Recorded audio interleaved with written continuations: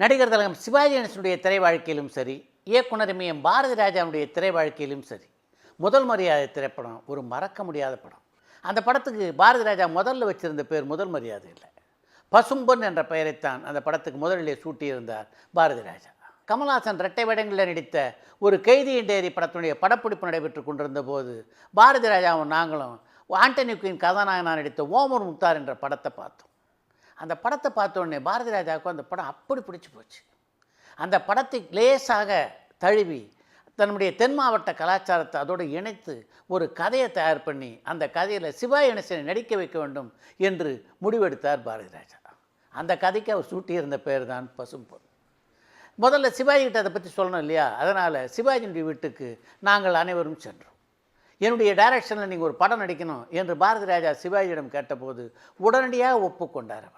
பாரதி ராஜாவுடைய படத்தில் சிவாஜி நடிப்பதை உறுதி செய்தவுடன் அவருக்கு ஒரு மாலை அணிவித்து அவரோட ஃபோட்டோலாம் எடுத்துக்கிட்டு நாங்கள் எல்லோரும் அலுவலகம் திரும்பினோம்.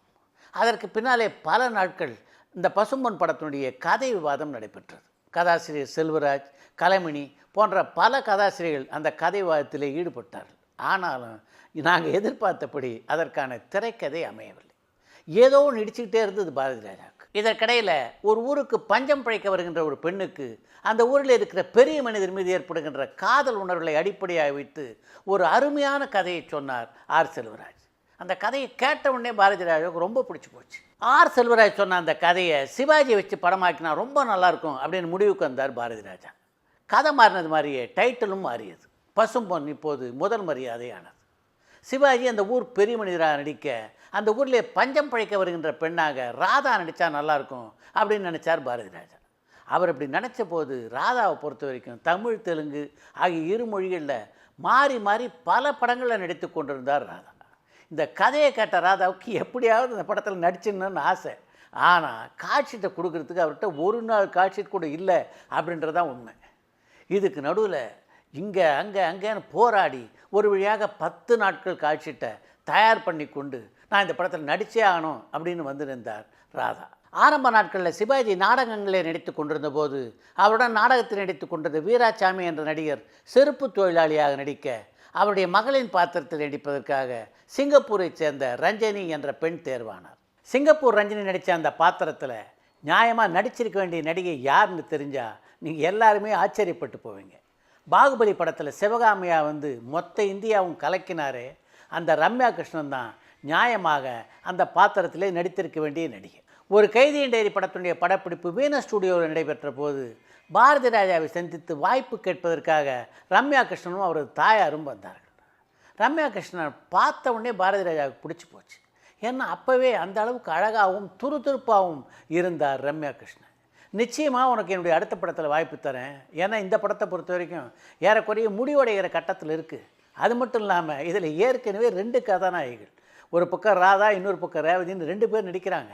அதனால் இந்த படத்தில் உனக்கு வாய்ப்பு கொடுத்தா கூட சரியான வாய்ப்பு அமையாது, அடுத்த படத்தில் உன்னை நிச்சயமாக பயன்படுத்தி கொள்கிறேன் என்று ரம்யா கிருஷ்ணன்கிட்ட சொன்னார் பாரதி ராஜா. ஆனால் என்ன காரணத்தாலோ ரம்யா கிருஷ்ணனால் அது வரைக்கும் பொறுத்திருக்க முடியவில்லை. அதனால் ஒய்ஜி மகேந்திரனுக்கு ஜோடியாக வெள்ளை மனசு என்ற ஒரு படத்திலே அவர் அறிமுகமாகிவிட்டார்.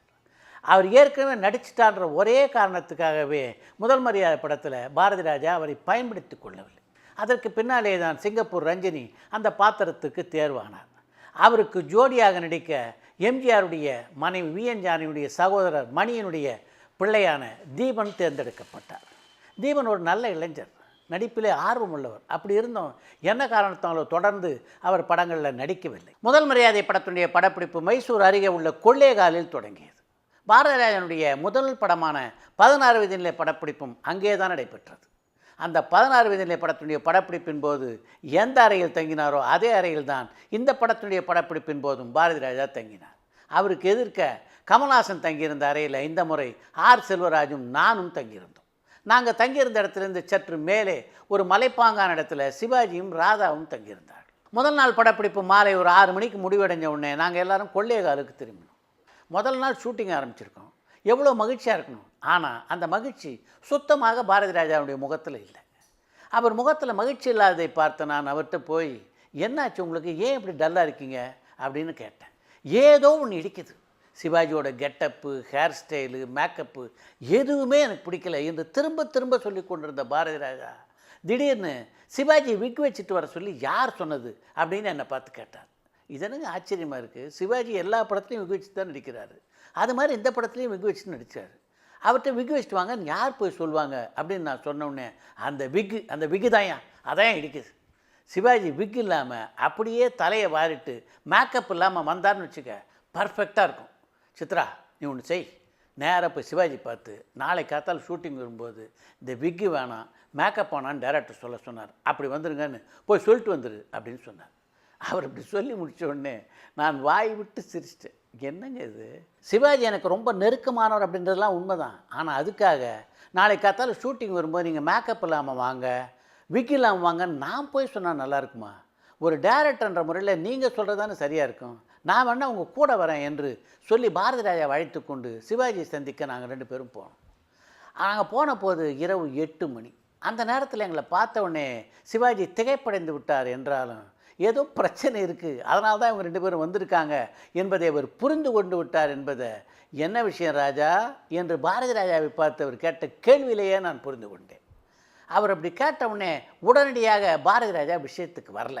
அண்ணே, இந்த படத்தை பொறுத்த வரைக்கும் உங்கள் ரோல் என்னென்னா ஊர்லேயே பெரிய மனுஷனாக இருக்க ஒருத்தன். ஊரே அந்த ஆளை மதிக்குது, ஆனால் அவருடைய பொண்டாட்டி மட்டும் அவரை மதிக்க மாட்டேன்றா என்று ஏதேதோ பாரதி ராஜா சொல்லி கொண்டிருந்தாரே தவிர என்ன விஷயத்தை சிவாஜி கிட்ட சொல்லணும்னு வந்தாரோ அதை அவர் சொல்லலை. அவர் சொல்வதற்கு தடுமாறுவதை புரிந்து கொண்ட சிவாஜி, அதெல்லாம் இருக்கட்டும் ராஜா, என்ன விஷயத்துக்காக என்னை பார்க்க வந்த அதை முதல்ல சொல்லு. இன்றைக்கி கார்த்தா நான் நடித்தேனே அது உனக்கு பிடிக்கலையா, இல்லை நான் நடித்தவ தான் அவ்வளோ சரியா இல்லையா, எதுவாக இருந்தாலும் தைரியமாக என்கிட்ட நீ சொல்லலாம், எந்த பிரச்சனையும் இல்லை என்று சிவாஜி சொன்னவுடன் தான் பாரதி ராஜாவுக்கு லேசாக ஒரு தைரியம் பிறந்தது. அண்ணே, நீங்கள் நீ கார்த்தால ஒரு விக்கு வச்சுட்டு வந்தீங்கல்லண்ணே, அந்த விக்கு இனிமேல் வேணாண்ணே, அந்த விக் இல்லாமல் அப்படியே நீங்கள் நேராக படப்பிடிப்பு வந்தீங்கன்னா சரியாக இருக்கும் என்று சொல்லி பாரதி ராஜா முடிக்க, சரி அப்புறம் என்றார் சிவாஜி.